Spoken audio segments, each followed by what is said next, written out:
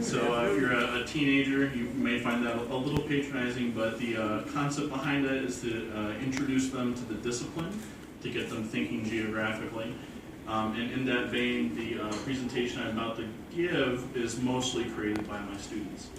So I have a bachelor's degree in Western Civilization from the University of Albany. And while I was an undergraduate, I took one geography class. But when I became a professional educator and started learning more about geography, I really fell in love with it. So the preparations for this conference, when I began to write my paper, that was my second geography paper ever. So I will be summarizing a little bit of the connections in the paper with my first slide here. And please forgive me if I sound a little like a historian. But I'm here representing the state of Maryland today. And Maryland is between the 38th and the 39th north latitude. And it's on the eastern coast of the United States. It has similar environmental factors to South Korea. And you can see there's a comparison there in the size. And the region that I inhabit, I actually live in Charles County, and right where this 31 is Glen Park High School in Prince George's County. So this area is considered southern Maryland. Where I live in Charles County, the Waldorf-La Plata area is only 1 hour from Fredericksburg. So very close to where we are in Virginia. Maryland was colonized in the 17th century as a home for English Catholics who were fleeing Protestant monarchy. When the colonists came, they began to compete and war with Native Americans, with Virginia colonists, and also colonists from Pennsylvania. And the conflict with the colonists from Pennsylvania resulted in a famous north-south division, which is the Mason-Dixon line, the northern border. In the early 18th century is when that fighting was going on. Later 18th century American Revolution, when it concluded, the new country was looking for a capital, and you can see there's a notch here in Maryland, and that notch that's carved out is the District of Columbia. So it was selected as a geographic midpoint for the new country, and that also made it a target in the early 19th century for British invasion in the War of 1812.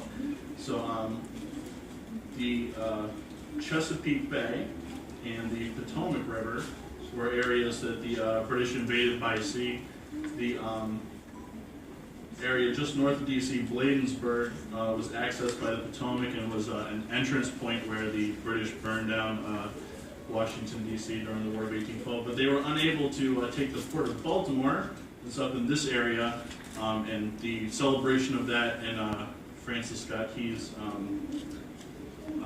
Star Spangled Banner is part of our national anthem, or it is our national anthem. So much like the invasion of Japan in the 16th century of Korea, it resulted in an eventual withdrawal and normalization of relations. So we've been doing okay with England since then. In the later 19th century, America had a civil war, and Maryland was also a focal point for that. It's a culturally southern state with a slave-based economy. And knowing that, when the secession began, the federal troops quickly occupied Maryland so that the capital would not be cut off, and it became, a focus point for staging southern invasions and also counter strikes that were in the west and the mountainous areas of Maryland. In the 20th century, Maryland soldiers were serving in the Korean War. There are 2 memorials for Maryland veterans. One's in Frederick, Maryland, which is up in this area, in Baltimore, again, in the Chesapeake. And there's one memorial highway. And this is a slide that was prepared by one of my students. So one of the connections between southern Maryland and South Korea is the presence of Kia and Hyundai dealerships.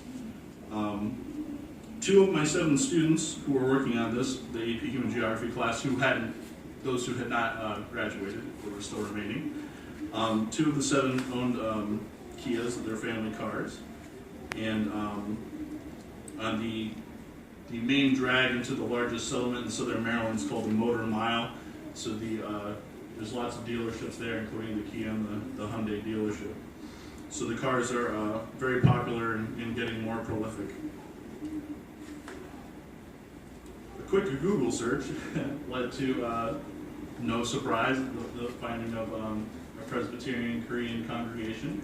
This is what the structure looks like. I haven't seen this, so I'm not sure where it is in my town, but I know that it's close by, a few miles from where I live. And another personal connection with the religious aspect is one of my other passions besides geography is I ring handbells. Yeah.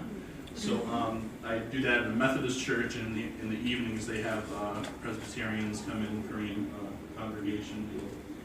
Usually don't get to see them. I'm gone by then, but I know that they come. They have some signage outside. There's a Korean restaurant in Waldorf called Kadori. Here's a picture of their menu. And they have, I think, more than just Korean fare. But this is the galbi and the we're still working on it. I think that I may have spelled that incorrectly when I created the PowerPoint a while ago. There may be more than one spelling. So this slide was prepared by Daniel Campbell. And this is also Daniel again. He wanted to show off his Samsung smartphone. I have one too. The smartphones are prolific. So this is actually one of his friends from a neighboring county, and that's Daniel on the phone. So they're FaceTiming together. So of course, the smartphone is a very important part of teenage life, and really in American life. So where would we be without our Samsungs? I'm not sure.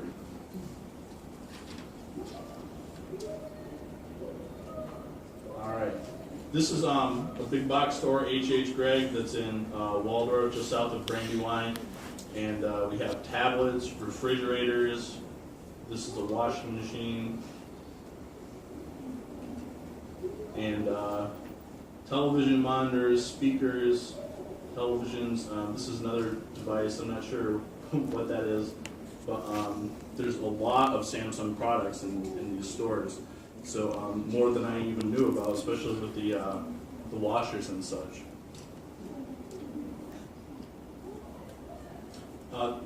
This was produced by Maria. So, of course, Maria definitely, focused in on the phones. But another thing that she brought to my attention, I didn't realize, is the beauty products. So she and her mother use something called Peach and Lily, and she said they're very big fans of that. So it must be prolific in the state. This is James Pinkney. He's a junior. And his mom and sister, they've got a tablet, a phone, and an LG television. This is Ciara. This is her front door, and one of her televisions, that's a Samsung television. She's looking very happy with the products.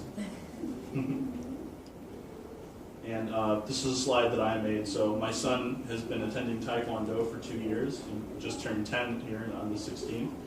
And he's a blue belt. So before that, when he was younger, he had done a couple weeks of jiu-jitsu and had some success with that. And then we tried Taekwondo, and he's doing a great job with it. So the first time I walked in, I noticed the Korean flag, and I saw these tenets of Taekwondo. And I thought, this is going to be a good choice, because it's going to teach him another culture, and it's going to teach him things that are really relevant to his life, and as well as being fit and being able to defend yourself. So I don't think that's Korean script, but Chinese. Yeah, I think it's Chinese script, but the flag's there, and Taekwondo in Southern Maryland. So to conclude the presentation, I just have a little map gallery, because the issue of naming being central to this conference, I began to inquire about that, and I found that there was one book in the library that just uses East Sea. There were 2 textbooks that had both, and there was 5 that just used Sea of Japan. So this is the book that has the EC. It was a book that focuses on the culture of Korea, so it makes sense they would use that name. This is an atlas, and that is a world history textbook that they're using the dual naming. And this is the AP World History textbook, which is using Sea of Japan. All right, that concludes my presentation. I have, if you're interested and you'd like to see a video, I have like a 7-minute walkthrough of my school and some other things that I can share after. And now accepting any questions. Any questions for Dan? I've seen Dan's video of the school. He's in a really nice school, and he has to climb some stairs to get around in that school, which is good for him. Dan, I don't have to ask you the question I asked Carlos at the very beginning, because you demonstrated you had your students do some of the work, a lot of the work, in fact, which was smart. It was good. Yes. Yeah. They did a nice job.